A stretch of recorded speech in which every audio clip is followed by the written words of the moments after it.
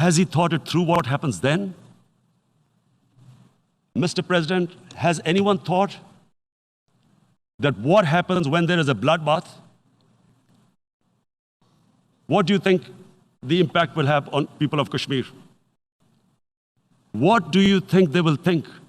The way they have been boxed in their houses, treated like worse than animals, no rights. Thousands of all their political leadership has been arrested, taken out of Kashmir.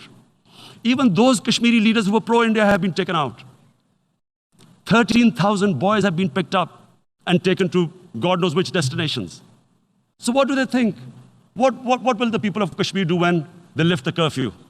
They will be out in the streets. And what will these soldiers do? They will shoot them. They've already used pellet guns, blinded young boys. In the last 6 years, the 5 years, the oppression that has gone on in Kashmir. And so, Kashmiris will be further radicalized. Mr. President, there will be another Pulwama. And guess what? India will blame us. They're already blaming us. They're saying all this is happening because of Pakistan. One of their defense ministers said there are 500 terrorists lined up on the border to go in. Why would Pakistan send 500 terrorists when there are 900,000 troops? What impact are they going to make? What will they do? And why would? Don't we know that the moment there is some terrorist attack, all that will happen is there will be further cruelty and oppression of the people of Kashmir. We will just give the 900,000 troops to further crush the people of Kashmir. And then we'll give the Indian government an excuse that, look, Pakistan is a terrorist state, and this mantra that has gone on, Islamic terrorism.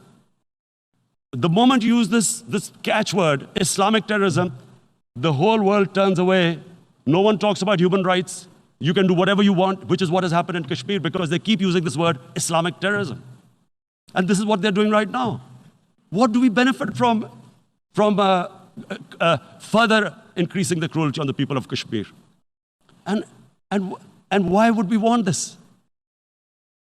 But there is no other narrative left for India. As when they lift the curfew, whatever happens, Pakistan will be blamed, and there is always a danger of another Pulwama. They might come and bomb us again, and then another cycle might start. And what does Narendra Modi think? That 180 million Muslims of India are thinking right now. Aren't they watching these Kashmiris stuck inside for 55 days they've been stuck in? Aren't they watching? What do you think? Don't you think that the Muslims will be radicalized in India?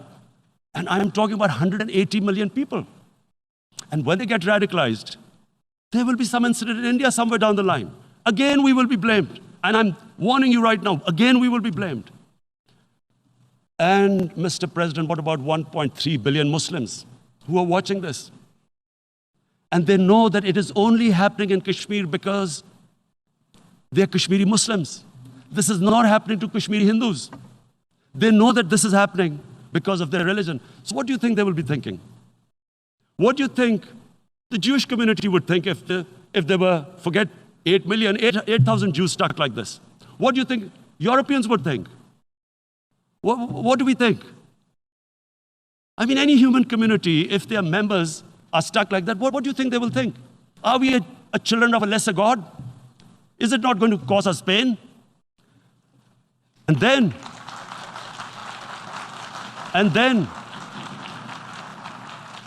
I'll tell you what will happen. People will, in the 1.3 billion Muslims, someone will pick up arms. I know we've been brought up with films, Western films. This good, decent guy doesn't get justice. He decides to pick up a gun and start seeking justice. There was a film made in New York, famous film called Death Wish. This guy gets mugged by and his family, his wife gets killed or something. He can't get justice. He picks up a gun and he goes around shooting muggers. And the whole cinema cheers him on. So what do you think the Muslims are thinking right now? If there is a bloodbath, there will be Muslims becoming radicals, not because of Islam, but because of what they will see, that there's no justice when it comes to Muslims. There were Rohingya Muslims, Myanmar, who are, God knows, almost 1 million people out. ethnic cleansing. What was the response of the world community? So what do you think will be the response of 1.3 billion Muslims? I picture myself. I'm in Kashmir. I've been locked up for 55 days. I've heard about, and there are rapes, Indian Army going into homes, soldiers. Would I want to live this humiliation? Would I want to live like that? I would pick up a gun. You're forcing people. You are forcing people into radicalization. When people lose the will to live, what is there to live for? And this is what, if you can do this to human beings, you are actually radicalizing people. And so, Mr. President,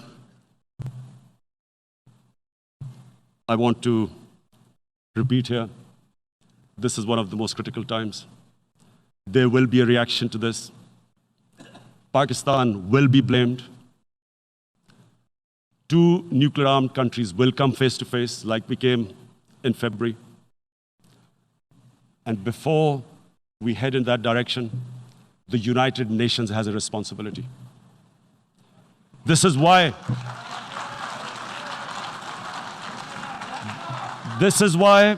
the United Nations came into being in 1945. You were supposed to stop this happening. I feel we are back to 1939. Munich. Czechoslovakia has been taken, annexed. What is the world community going to do? Is it going to appease a market of 1.2 billion, or is it going to stand up for justice and humanity?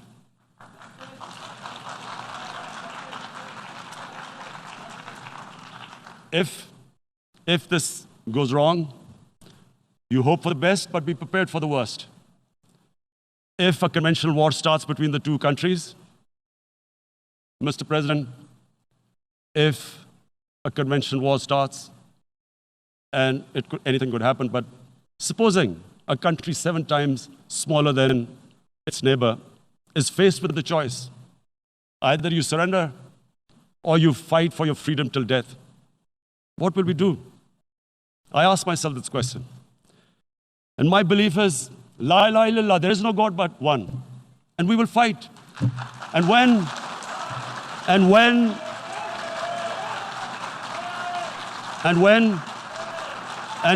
a nuclear-armed country fights to the end, it will have consequences far beyond the borders. It will have consequences for the world, which is why I repeat I'm here.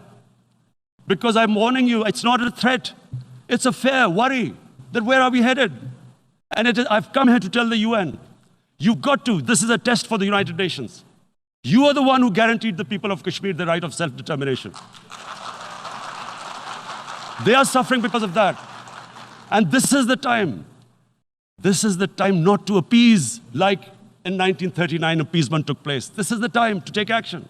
And number one action must be that India must lift this inhuman curfew, which has lasted for 55 days.